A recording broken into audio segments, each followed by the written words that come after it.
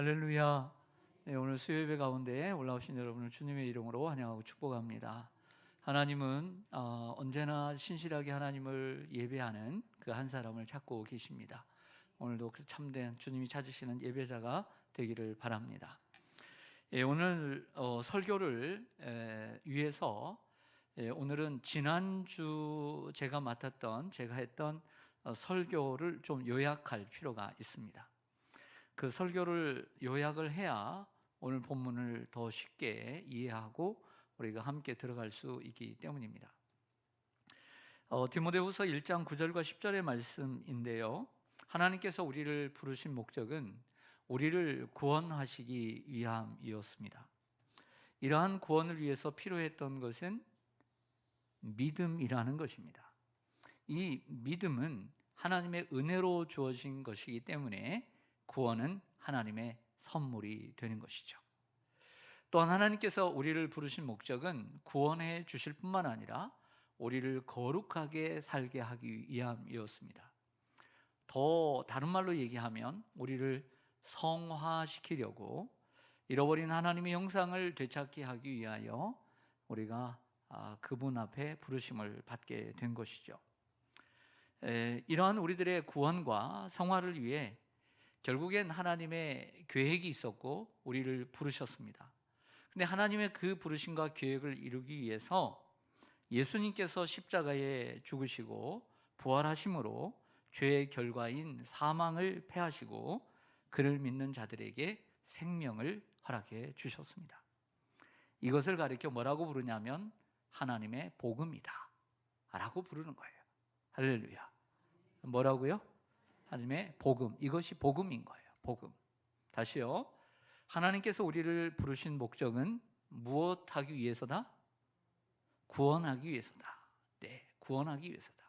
근데 이 구원을 받기 위해서는 뭐가 필요해요? 믿음이 필요하죠. 근데 믿음은 어떻게 얻을 수 있는 거예요? 은혜로 얻을 수 있는 거죠. 이것을 그래서 구원을 하나님의 선물이라 이렇게 말하는 거예요. 하나님께서 우리를 부르신 또 다른 목적은 우리를 거룩하게 살게 하시려고 하나님께서 우리를 부르신 것입니다. 하나님의 이러한 부르심을 위해서, 하나님의 계획을 성취하기 위해서 하나밖에 없으신 아들 예수 그리스도께서 인간의 몸을 입고 이 땅에 오셔서 우리의 죄의 문제를 해결해 주시려고 십자가에 죽으셨습니다. 그래서 그 죄의 결과인 사망을 패하시고 사망을 패했으니 우리에게 있는 사망을 패했으니 주님에게 있는 생명, 영원한 생명이 우리에게 주어지게 된 것이죠. 그를 믿는 자들에게 영원한 생명이 주어지게 되는 것입니다. 이것이 무엇이다? 복음이다. 누가 한번 나와서 한번 설명해 보시죠. 이렇게 설명을 하는 거예요. 들으면. 여러분은 듣기에는 빠릅니다. 들은 것을 내 것으로 만들어서 말을 할 수 있어야 돼요. 그래야 합니다. 두 번을 말씀을 드렸습니다. 여러분들이 조금이라도 복음을 이해하기 위해서. 여러분, 그런데 이 복음을 계속 가져갑니다. 이 복음과 연관해서 우리 그리스도인의 책임이 있다, 의무가 있다는 거예요. 오늘 그걸 얘기하고 있습니다. 그래서 오늘은 복음을 위한 우리의 책임, 어떤 책임을 우리가 가지고 있느냐라고 하는 것이죠. 여러분들 책임감 강하세요, 안 강하세요? 책임감이 강해요, 안 강해요? 강하죠. 우리가 우리의 포지션에서 안정환 감독이 뭉쳐야 찬다해서 선수들을, 그 발굴한 선수를 요즘은 제가 이제 못 보는데 옛날에 한참 봤을 때 제일 강조하는 말이 있었어요. 그건 책임감이었어요. 선수들에게 안정환 감독이 책임을 다하라고 이런 얘기를 자주 하는 거예요. 저는 거기서 은혜를 받았어요. 책임감이구나. 책임을 다해야 되는구나. 여러분, 나름대로 여러분들에게는 가정에 대한 책임, 자녀에 대한 책임, 직장에서 여러분들 맡은 일에 대한 책임을 잘할 것입니다. 근데 여러분, 그것만 우리에게 주어진 책임이 아니라는 거예요. 그건 잘하죠. 그런데 복음에 대한 우리의 책임이 있다는 것을 잊지 말아야 할 줄로 믿습니다. 첫 번째는 복음에 대해서 전파할 책임이 있다고 성경은 얘기해요. 복음을 전파할 책임이 있다. 오늘 11절을 보겠습니다. 디모데후서 1장 11절 같이 읽습니다. 시작. 내가 이 복음을 위하여 선포자와 사도와 교사로 세우심을 입었노라. 아멘. 사도 바울은요, 자신이 이 복음을 위하여 선포자와 교사와 사도와 교사로 세우심을 입었노라. 따라서 하겠습니다. 복음을 위하여. 복음을 위하여. 고린도전서 1장에도 내가 복음을 전하기 위하여 하나님께 부르심을 받았다 그랬어요. 그리고 오늘도 보면 복음을 위하여 선지자와 그 선포자와 사도와 교사로 세우심을 받았다 라고 얘기를 하고 있습니다. 근데 사도 바울이 사는 이유는 복음을 위해서 사는다, 이렇게 말할 수 있는 것이죠. 저와 여러분도 내 왜 사느냐라고 말할 때 복음을 전하기 위해서 산다라고 말할 수 있어야 합니다. 여러분, 선포자라는 얘기합니다. 선포한다라고 하는 말은 헬라어로 케리그마라고 얘기합니다. 케리그마. 이건 설교라고 하는 것인데요, 설교처럼 proclaim, 외치는 것을 얘기합니다. 선포하다는 것은 외침이고, 설교는 선포여야만 합니다.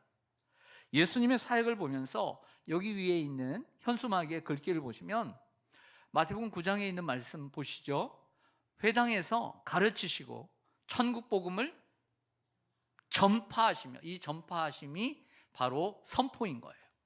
선포, 이게 선포인 것입니다. 그리고 모든 병과 모든 약한 것을 고치셨습니다. 두 번째로 사도와 사도로 세우심을 입었다고 했습니다.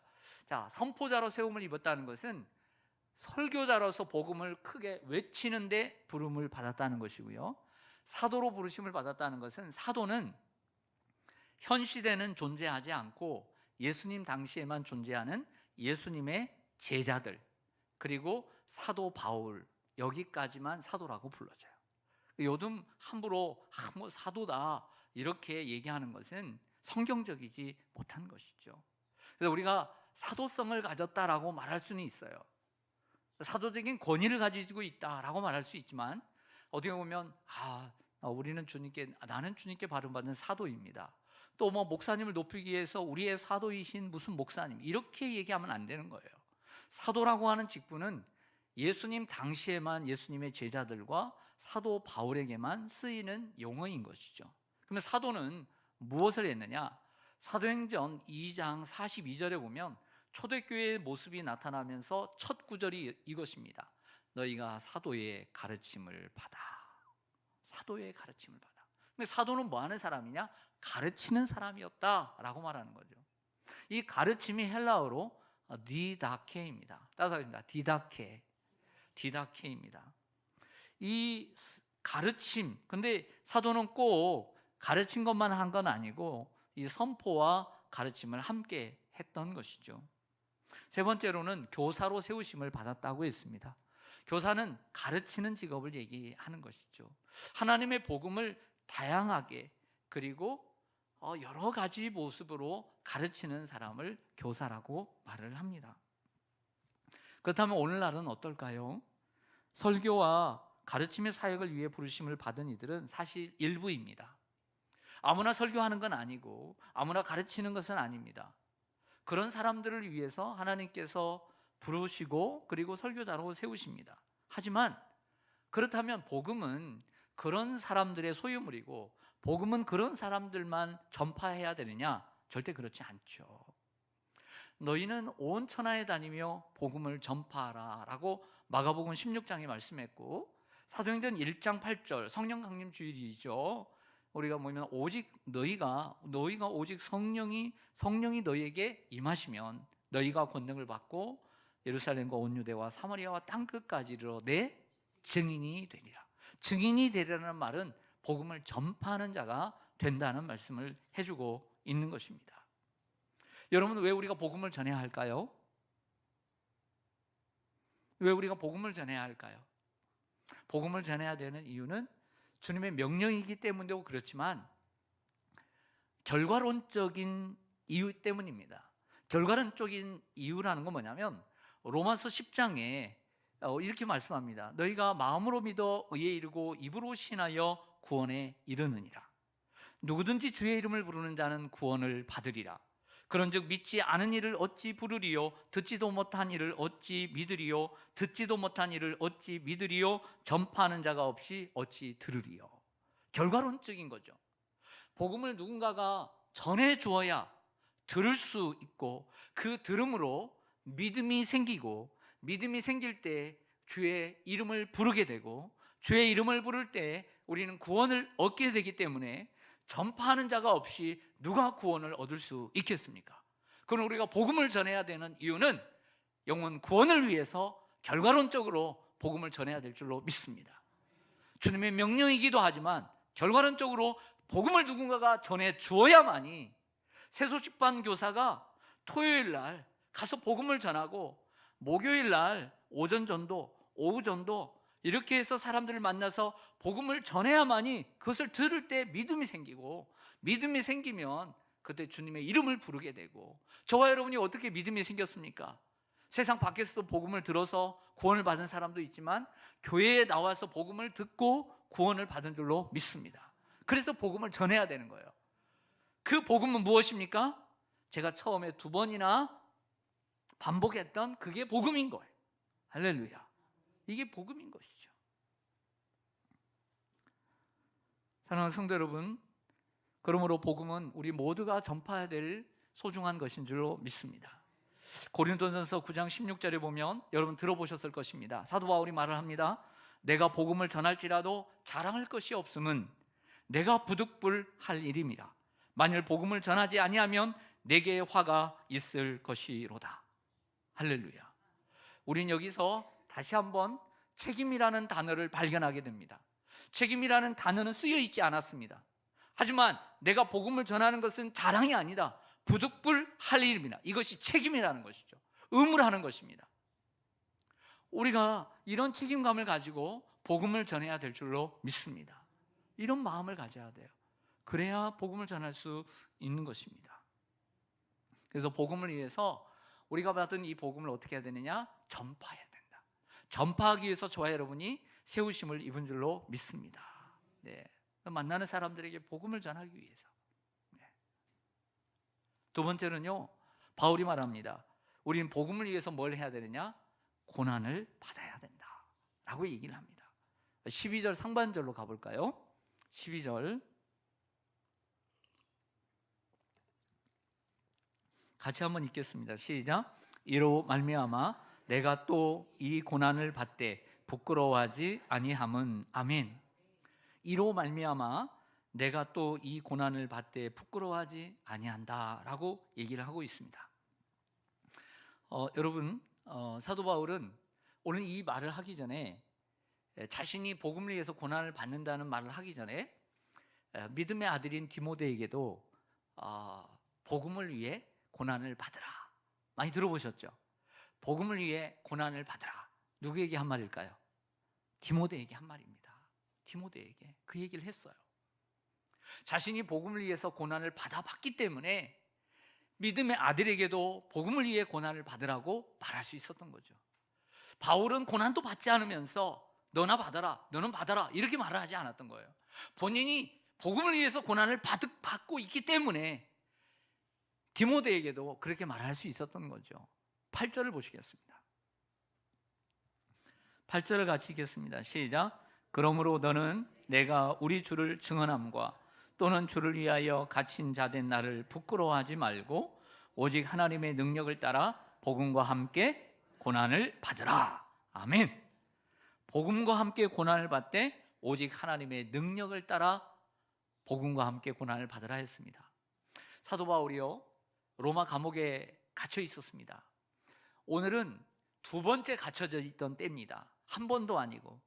근데 바울이 감옥에 갇혀 있는 걸 사람들이 많이 부끄러워했어요. 그러니까 부끄러워해서 오늘 뒤편에 보면 그것이 부끄러워서 바울을 떠난 사람들이 있습니다. 근데 끝까지 바울 곁에 지켜준 사람들의 이름을 거론하고 있는 것을 보게 되는 거죠. 바울을 부끄러워했다는 것은요, 결국에 복음을 부끄러워한 거나 똑같은 거예요. 십자가에 달리신 예수님을 부끄러워한 것은 복음을 부끄러운 것과 마찬가지인 것이죠. 그렇죠? 네. 그래서 부끄러워하지 말라. 내가 복음을 위해서 내가 감옥에 갇혔는데 나를 부끄러워하지 말라는 말은 복음을 부끄러워하지 말라는 거예요. 여러분, 우리가 예수님을 부끄러워하면 안 되죠. 네. 여러분, 누군가가 여러분을 부끄러워한다면 좋으시겠어요? 안 좋으시죠? 그러니까 특별히 여러분들의 자녀들이 여러분들을 부끄러워한다면 좋으시겠어요? 더더욱 안 좋죠. 내가 나이가 들었다고, 허리가 굽었다고, 주름이 많아졌다고 그 은혜를 잃어버리고 부끄러워한다면 안 되는 것이죠. 우린 주님의 은혜를 받은 사람들입니다. 그러므로 복음을 부끄러워하지 말아야 될 줄로 믿습니다. 그런데 여기서 우리 질문이 됩니다. 이처럼 좋은 복음을 전하는데 왜 고난도 받아야 됩니까? 좋은 소식을 전하면 칭찬을 받아야 되죠. 밥 한 끼라도 대접을 받아야 되고 상이라도 받아야 되는 거 아닙니까? 이 복이라는 것은 복복자의 소리 음자잖아요. 복된 소리, 복된 소식, 이게 복음인 거죠. 그래서 영어로는 good news라고 부릅니다. good news, 좋은 소식이다, 동서남북에서 오는 좋은 소식이다 라고 말을 합니다. 헬라어로는 유앙겔리온이라고 얘기합니다. 제가 사용하는 헬라어는 아주 기본적인 헬라어만 사용하고 있기 때문에 우리 성도님들이 꼭 기억해야 될 만한, 뭐 한 번 얘기하고 잊어버리는 그런 헬라어는 될 수 있으면 사용을 안 하려고 해요. 우리가 꼭 기억해야 되는 것, 유앙겔리온이라고 하는 것이 복음이라는 것입니다. 근데 이처럼 좋은 복음을 전해주면 사람들이 고맙습니다, 감사합니다 이렇게 받아야 되는데 싫어요 하면서 막 물을 뿌리고 그리고 막 비아냥거리고 그렇다는 거죠. 사람들이 기쁘게 받아들이면 우리가 고난을 받을 필요가 있어요, 없어요? 없죠. 근데 사람들이 잘 안 받기 때문에 우리가 고난을 받는 거예요. 사람들은 왜 이 기쁜 복음을 왜 안 받을까요? 여기에 대해서 좀 생각해 보자는 거죠. 내일 전도하실 분들 계시죠? 네? 네, 사람들이 기쁘게 받는 사람이 있지만 기쁘게 안 받는 사람이 있죠. 네. 토요일 날도 새소식반 전도하죠. 2주 남았습니다. 2주 남았는데 아이들, 그 깨끗하고 순하고 어린 아이들도 기쁘게 받은 아이들이 있고 기쁘게 받지 않는 아이들이 있는 거죠. 그 이야기를 잠깐 해보고자 합니다. 그것은 그 복된 소식을 싫어하기 때문이죠. 싫어하는 이유는 사람들이 자신의 선행으로, 자신의 어떤 헌신으로 구원을 받아야 되는데 자신의 희생과 헌신과 선행으로는 구원받을 수 없고 오직 은혜로만 구원을 받는다는 것이 기분이 나쁜 거예요. 내가 뭔가 바치고 내가 노력한 것이 뭔가 좀 인정이 돼서 내가 좀 인정을 받아서 구원을 받으면 기분이 좋아요, 사람들이. 그런데 너의 노력과 너의 선행과 너의 물질도 아무 소용없어 이렇게 말하니까 사람이 조금 그 아름다움으로 구원을 받고 미모로 구원을 받고 똑똑함으로 구원을 받고 인정을 받고 그러면 참 좋을 텐데 그거 아무 소용없다는 거예요. 오직 하나님의 은혜로만 구원을 받는다 하니까 기분이 상해서 안 받는 거예요.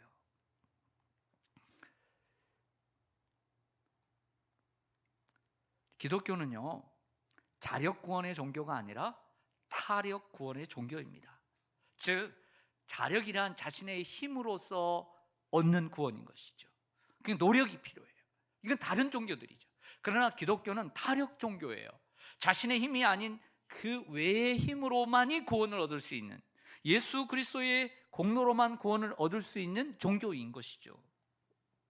그래서 이런 소식을 전하는 사람들을 싫어하고 박해하는 것입니다. 여러분들 고린도전서 18장에요 사도 바울이 이렇게 얘기한 것을 기억해야 합니다. 십자가의 도가 복음이죠. 십자가의 도가 멸망하는 자들에게는 미련한 것이요 구원을 얻는 우리에게는 하나님의 능력이 됨이라. 할렐루야. 이 말씀 기억하시죠? 다시요. 십자가의 도가 뭐다? 복음이죠. 빨리빨리 좀 나왔으면 좋겠어요. 아까 제가 한 건데, 십자가의 도가 뭐다? 복음이죠. 근데 이 복음을 구원을 얻지 못하는 멸망하는 사람들은 미련하게 생각한다는 거예요. 근데 우리 구원을 받는 사람들에게는 우와 할렐루야 이렇게 받잖아요. 근데 그 사람들은 아유 미련하다, 이해가 안 가는 거예요. 예수님이 십자가에 죽었다는 게 나하고 뭔 상관이에요? 그 사람이 죽었다고 내가 어떻게 살아나? 이렇게 생각하니까 미련한 거죠. 이해가 안 되는 것이죠.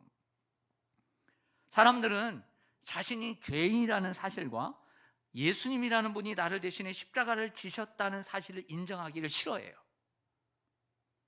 마치 예수님에게 내가 신세를 진 것 같아. 사람이 살아가면서 누군가에게 신세를 지는 걸 싫어해요, 요즘 사람들이. 그래서 예수님에게까지 신세를 지고 싶진 않아. 아주 점잖죠. 그래서 복음을 싫어해요. 또 하나는요, 기독교의 진리가 사람들에게는 독선처럼 보이기 때문이에요. 모든 종교에는 구원이 있다라고 하는 종교다원주의가 참 좋은데, 다른 사람들은 모든 다른 종교들도 다른 종교들을, 타 종교를 인정하는데 오직 기독교만은 자기에게만 구원이 있고 오직 예수님을 믿어야만이 죄의 문제를 해결할 수 있고 구원을 받을 수 있다고 말하는 것이 마음에 안 드는 거예요. 그래서 기독교를 싫어해요. 하지만 우리는 그렇게 전할 수밖에 없는 거죠. 사실을 사실대로 얘기할 수밖에 없는 것입니다. 또한 기독교의 복음을 싫어하는 이유는 당사자들보다는 가족들에게 해당되는 건데요, 어린아이에게 복음을 전하면 아이는 나오고 싶어도 누가 반대할까요? 부모가 반대합니다. 어떤 여자분이 새댁이 교회를 나가고 싶어요, 애를 데리고. 근데 본인은 나가고 싶은데 못 나오는 이유가 하나 있습니다. 누가 반대하기 때문에? 남편이 반대하기 때문에 그런 것입니다. 그렇다면 그 어린아이의 부모나 그 세대의 남편은 왜 그들이 교회 나가는 걸 반대할까요? 미칠까봐, 빠질까봐. 그래서 싫어하는 것입니다.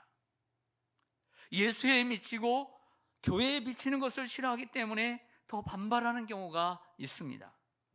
종교에 빠지면 가정을 등한시하고 자기에게 피해가 올까봐, 또 교회 가서 산다고 생각하기 때문입니다. 그러나 제가 요즘 교회를 다녀도 교회에 미치고 교회 가서 사는 사람을 못 봤습니다. 요즘은 없습니다. 눈 씻고 찾아봐도 없어요. 옛말입니다. 그 옛말. 교회에 미치고 교회 가서 살고 이런 사람 없어요. 그래 안 그래요? 그렇죠. 그러므로 이거 아무 소용없는 말이에요. 이건 옛말이에요. 이건 너무 오해들 하고 있어요, 사람들이. 그래서 기독교의 복음을 전하면 사람들이 무시하고, 그리고 외면하고, 그리고 상대하지 않고, 때로는 적극적으로 박해하는 이유가 이것입니다. 정리하면, 왜 우리는 복음, 이 기쁜 소식을 전하는데 왜 고난을 받습니까? 사람들이 싫어하기 때문에 그래요. 자신이 죄인이 되는 것도 싫고요, 예수님에게 신세 지는 것도 싫고요, 그리고요 자기가 뭔가를 좀 노력해서 구원을 얻어야 되는데 그거 아무 소용없다고 하고 믿음으로만 구원 얻는다고 하니까 그게 싫은 거예요. 그리고 기독교는 너무 독선적이에요. 자기들에게만 구원이 있다고. 그리고 옛날에 본 게 있어가지고 교회 가면 예수에 미치고 교회에 미친다고 생각하기 때문에 그래요. 이런 여러 가지 일로 우리는 복음을 전할 때 고난을 받는 경우들이 있습니다. 기쁘게 상대방이 받아들이는 경우도 있지만 거부하는 경우들도 많이 있는 거죠. 그래서 우리는 복음을 위해 고난을 받아야 합니다. 만약에 복음을 위해서 고난을 받기 싫으면 가만히 있으면 됩니다. 가만히 있으면 아무 일도 일어나지 않고 고난도 받지 않고 교회는 다닐 수 있습니다. 그러나 복음을 전한다면 고난은 따라오는 그림자와 같은 것이죠. 만약 우리에게 고난이 없다면 우리는 복음을 전하고 있지 않는 것입니다. 세 번째, 사도 바울은 이렇게 얘기합니다. 복음을 지켜야 하는 책임이 있다고 우리 얘기해요. 복음을 전하고 복음과 함께 고난을 당할 뿐만 아니라 우리는 이 복음을 지켜야 된다는 것을 얘기하고 있어요. 13절과 14절을 좀 보시겠습니다.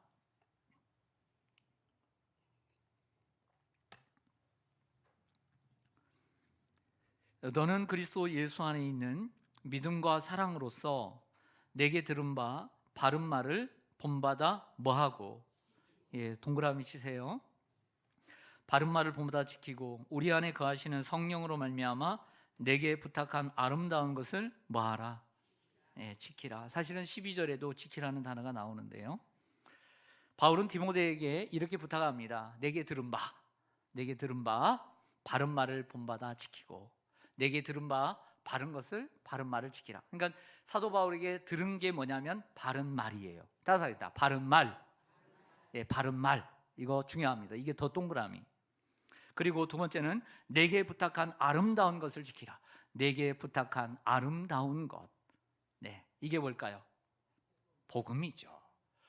저는 감사해요. 설교를 하면서 연구를 하고 하나하나 깊이 공부를 하다 보니까 제가 먼저 참 유익이 되는 것 같아요. 성경에 이런 기가 막힌 말씀들이 많구나. 복음은 바른 말이구나. 바른 말이라는 뜻은요, 무슨 뜻이냐면 건강한 말이라는 겁니다. 말이요, 건강해요. 말이 건강해. 이게 아니고, 그 말이 아니고, 지금 이 말은 이 말에도 건강한 말이 있다는 거예요. 이 건강한 말은요, 예수님께서 병든 자, 약한 자를 고쳐주시고 온전하게 하신다라고 하는 헬라어와 같아요. 온전하게 되는 바른 말. 그래서 여러분, 우리가 복음을 전하는 교훈, 우리가 전하는 진리의 이 교훈을 바른 교훈이라고 얘기를 하는 거예요. 바른 말로서 복음을 전하기 때문에 그런 것입니다. 디모데후서 4장 3절을 좀 보실까요? 디모데후서 4장 3절 한 2장 넘기시면,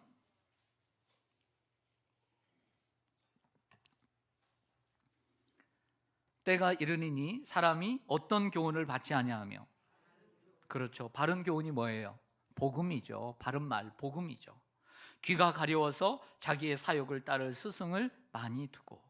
요즘 어때요, 여러분? 점점 우리 주위에는 정말 귀가 가려워서 자기의 사욕을 따를 스승이 많아요, 안 많아요? 많아요. 우리의 자녀들 많아요, 안 많아요? 얼마나 많아요. 옛날에는 따를 게 별로 없었어요. 그래서 교회를 왔어요.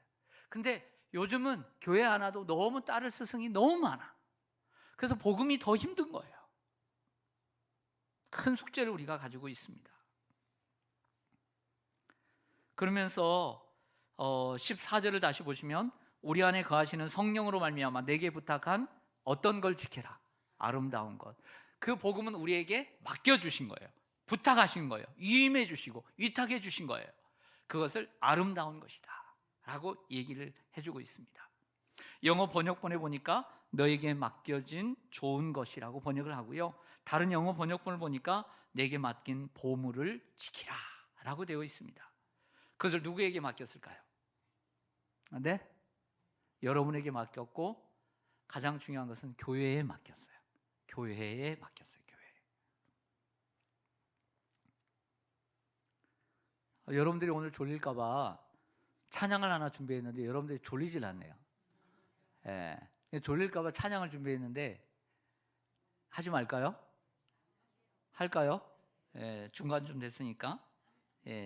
제가 이 14절을 이렇게 묵상을 하고 준비하면서 옛날 찬양이 딱 생각이 난 거예요. 옛날 찬양이. 그래서 그때 어릴 때 불렀던 그 찬양, 아주 옛날 복음성가인데 그 찬양 가운데 아름다운 것을 지키라는 찬양이 있어요. 가사는 이렇습니다. 아름다운 것을 지키라, 아름다운 것을 지키라. 주님께서 내게 부탁한 아름다운 것을 지키라. 오늘 본문의 말씀과 같아요, 안 같아요? 같아요. 우리 안에 거하시는 성령으로 말미암아 내게 부탁한 이 계명이 아니고요, 여기서 다시는 처음으로 돌아가 주세요. 이건 2절이고 아름다운 것을 지키라, 아름다운 것을 지키라 이렇게 되어 있습니다. 제가 그래서 그냥 모르고 들었던 옛날 노래인데 여러분들이 요즘 들으면 뭐 이렇게 노래가 유치해. 그렇지만 40-50년 전에는 유치하지 않았어요, 전혀. 이게. 근데 요즘 들으면 이게 트로트인가 뽕짝인가 이렇게도 들릴 수 있고, 뭐 아주 단순하죠. 요즘 노래에 비하면, 작곡에 비하면은 정말 부족하지만 그때는요 조금도 웃기지 않았고 너무나 은혜스러웠고 너무 좋았는데, 이거 공부를 하다 보니까 오늘 이 말씀이 오늘 이 디모데후서 1장 14절에 있는 것더라고요. 예. 한번 반주에 맞춰서 우리 한번 가사를 보면서 우리 한번 불러볼까요? 네, 가사 올려주세요.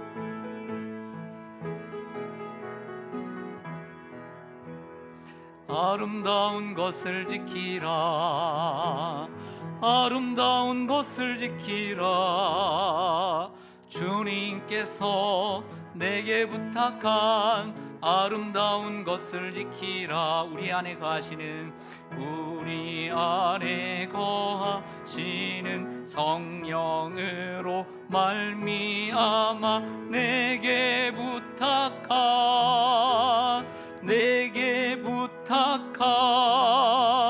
아름다운 것을 지키라, 아름다운 것을 지키라. 주님께서 내게 부탁한 아름다운 것을 지키라. 할렐루야.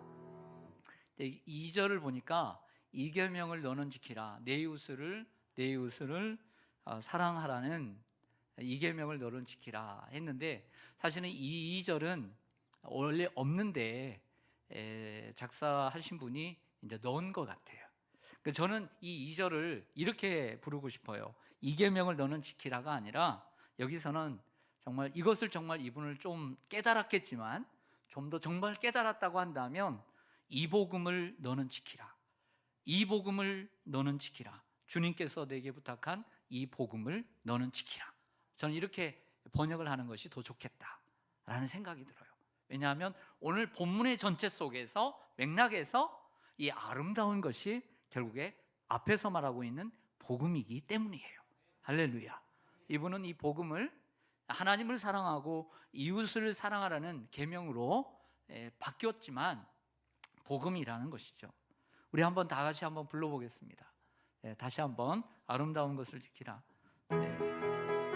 우리 박수 치면서 아름다운 것을 지키라, 아름다운 것을 지키라. 주님께서 내게 부탁한 아름다운 것을 지키라. 우리 안에 거하시는 성령으로 말미암아 내게 부탁한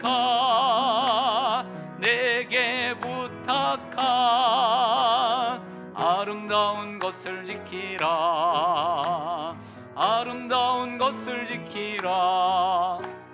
주님께서 내게 부탁한 아름다운 것을 지키라. 이 복음을 너는 지키라, 이 복음을 너는 지키라, 이 복음을 너는 지키라. 주님께서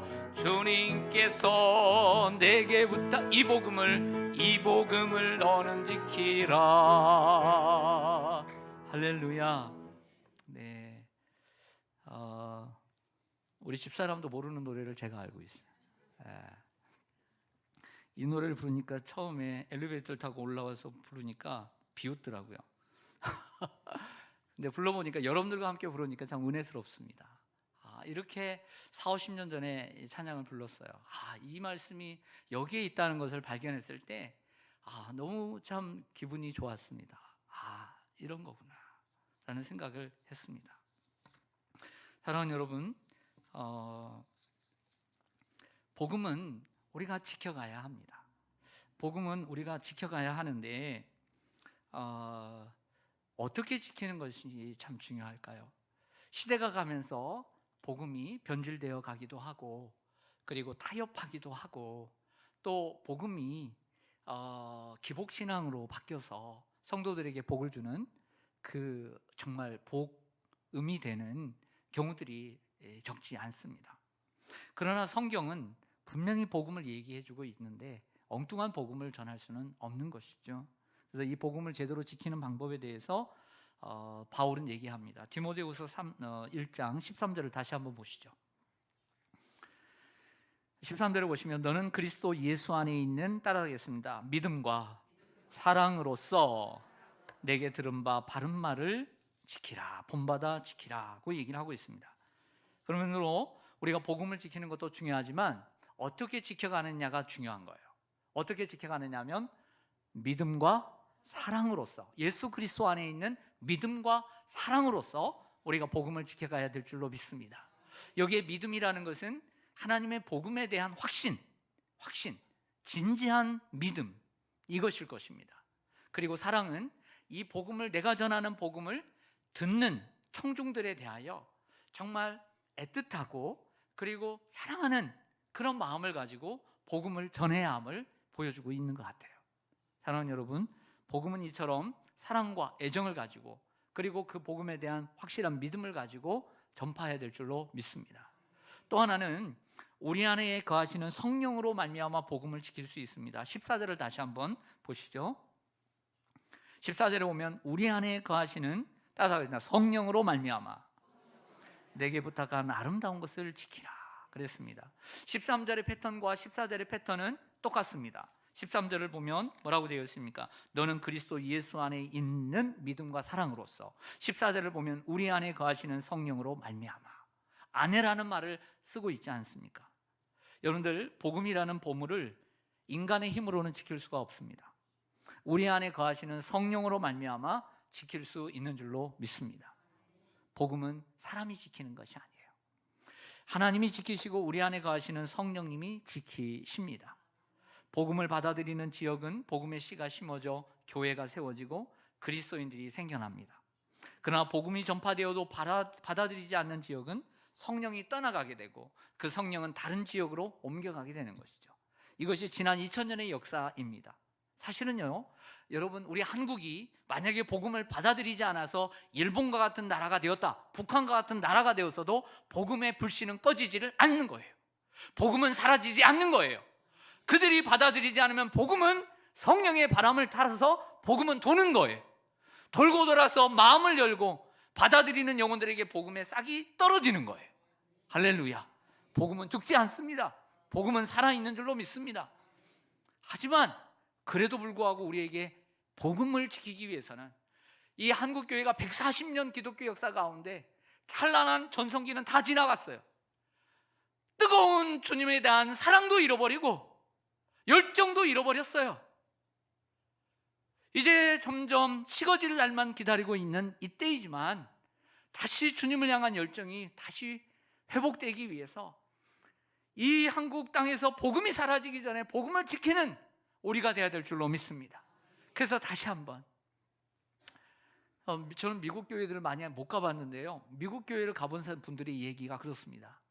미국은 이제 오래되고 미국은 이제 타락하고 미국에는 복음이 없다라고 얘기하지만 그렇지 않더래요. 정말 살아있는 교회를 가보니까요, 복음이 살아있더래요. 아직도 살아있는 곳이 미국입니다. 우리 교회가 지금 이렇게 타락하고 정말 열정이 없다라고 말하지만 한국 교회는 살아있는 교회들이 있고 복음이 살아있는 곳이 있고 또 있게 될 줄로 믿습니다. 그런 교회가 되기 위해서 우리는 믿음과 사랑으로 그리고 예수 그리스도 안에 있는 성령의 능력으로서 복음을 지켜가야 될 줄로 믿습니다. 우리 교회도 이런 교회가 되기를 소망합니다. 그 복음은 전파됨으로써 지켜가는 것 같아요. 복음은 전파됨으로써. 그래서 우리가 복음을 전하는 일을 정말 최우선으로 해야 합니다. 복음을 전파함으로써. 그래서 우리 교회 안에 전도회가 살아있다는 것, 이처럼 전도 모임들이 살아있다는 것이 정말 감사하고 전도하려고 하는 분들이 남아있다는 것이 너무나 감사한 거예요. 복음을 전함으로써 복음은 지켜지는 것입니다. 사랑하는 성도 여러분, 하나님의 형상을 잃어버린 죄인인 인간을 하나님이 사랑하시고 그 인간을 구원하시기 위해 하나밖에 없는 아들 예수님을 이 땅에 보내주시기로 하나님은 계획하셨어요. 그래서 그 하나님의 구원 계획을 이루시려고 예수님이 인간의 모습으로 이 땅에 오셔서 십자가에 죽으셨습니다. 이것이 복음입니다. 사도 바울은 이 복음을 전하기 위해서 사도가 되었고 그리고 이 복음과 함께 고난을 당하기로 마음먹었습니다. 우리는 이 복음을 위해 우리의 첫 번째 책임은 복음을 전파하는 것입니다. 가까운 곳에서부터, 가족에서부터 먼 땅끝까지 복음을 전파할 책임이 교회와 우리들에게 있는 줄로 믿습니다. 또한 복음을 위한 두 번째 책임은 복음을 위해 고난을 받는 것입니다. 진정한 복음은 인기가 있어요, 없어요? 없습니다. 예수님이 복음을 전해도 어떤 사람들은 몰라 했습니다. 복음은 생각보다 인기가 없습니다. 사람들을 초라하게 만들기 때문에 사람들에게 인기가 없을 수 있습니다. 그러나 복음을 전해야만이 구원받기로 작정된 사람들을 구원할 수 있기에 핍박을 받아도 복음을 전해야 할 줄로 믿습니다. 포기하지 않으면 복음은 승리하게 되어 있어요. 그리고 복음을 위한 세 번째 책임은 복음을 지키는 것입니다. 복음은 변질되어서는 안 되는 것이기에 순수하게 유지되도록 우리에게 믿음과 사랑으로서 그리고 성령으로서 복음을 지켜갈 수 있는 거예요. 복음을 담대하게 전하고 그리고 용감하게 고난을 받고 신실하게 복음을 지켜가는 우리 시온산교회와 또 우리 한국교회 그리고 여러분들 되시기를 주님의 이름으로 간절히 축원합니다. 아멘. 기도하겠습니다.